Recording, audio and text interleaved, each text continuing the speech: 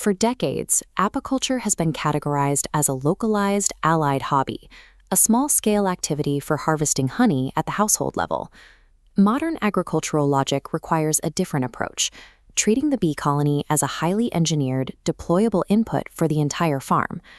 The National Beekeeping and Honey Mission, or NBHM, provides the framework for this shift, moving beekeeping into the core of India's national agricultural infrastructure. This integration targets large-scale oilseed production clusters. Massive fields of blooming mustard, sunflower, and sesame offer the high-density forage required to sustain commercial-scale colonies. The relationship is purely symbiotic. These oilseed crops provide the massive foraging grounds bees need for survival and honey production.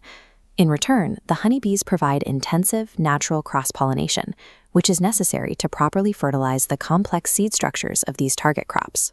This exchange leads to superior seed filling, significantly higher oil content, and a secondary diversified revenue stream for the farm. Aligning bee life cycles with specific crop phenology creates a symbiotic engine. This model allows apiarists to target a 30 to 50% boost in crop yields while establishing a professional, high-output commercial enterprise. To build this system, we must first identify the specific biological engine required for commercial-scale pollination. There are 4 primary Apis species present in India, but only one meets the requirements for a commercial cluster model.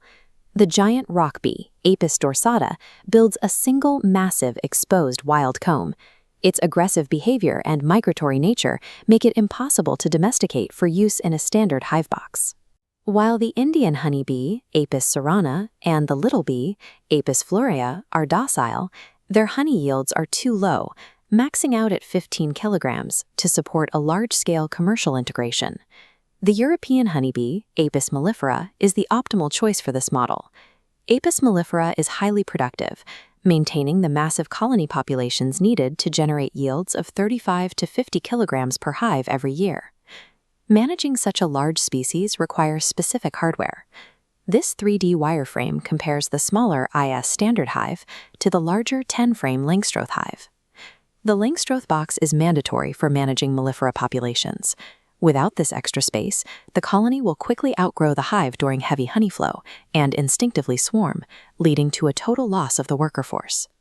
Handling these units requires a precise toolkit, a hive tool for prying frames, a centrifugal extractor for hygienic harvesting, and a smoker.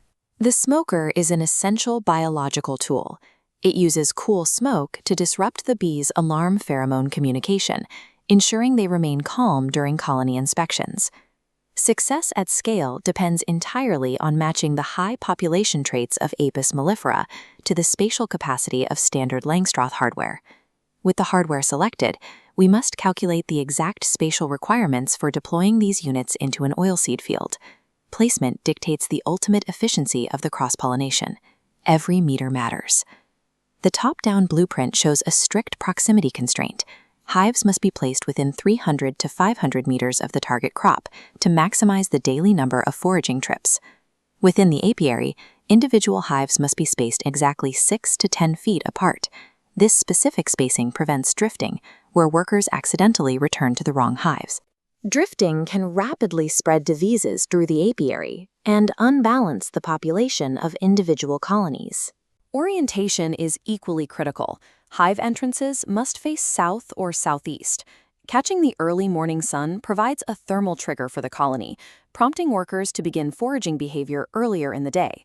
To achieve full field coverage, apiarists must maintain a stocking density of 3 to 5 strong colonies per hectare of oilseed.